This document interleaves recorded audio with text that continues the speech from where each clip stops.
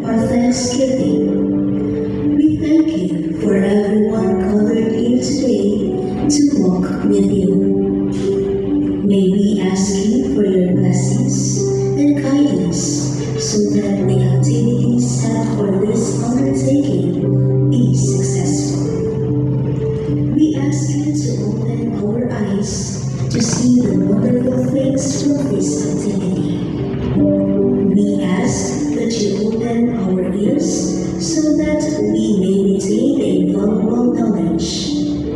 Open our minds for us to think wisely. Put us with understanding, cooperation, and peace in fulfilling our responsibilities. Open our hearts so that we may receive your everlasting love. And open our spirit so that we may know that you are with us all throughout the day. We ask all this in the name of Jesus Christ. Amen.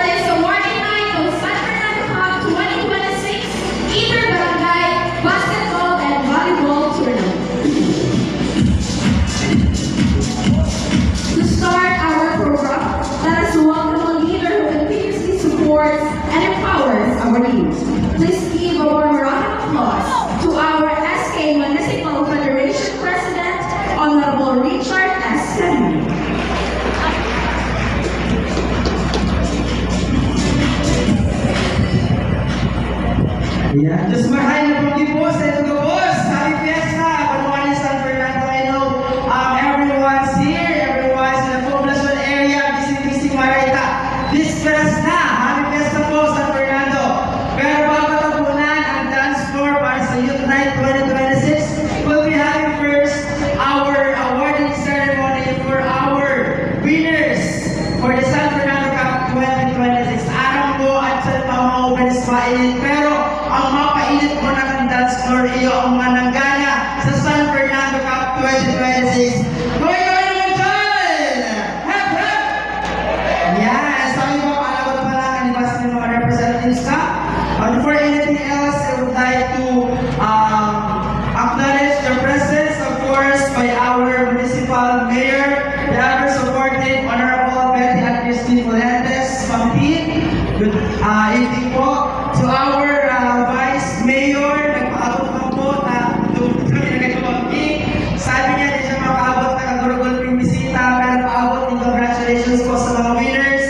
Sa Sanbilan Bayan members, nayayawan po nitiyo mo niya, yawan po sa kuya Vice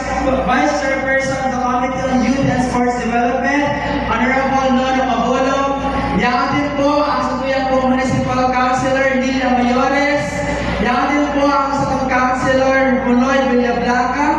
Yan din po si Councilor, member din po kay Committee on Youth and Sports Development, Councilor Manuel Andes. Asin po sa mga kaarabot po mga konsehal, arabot po sila kaya mga taga San Fernando nagpapaabot pa rin congratulations po sa Saindo.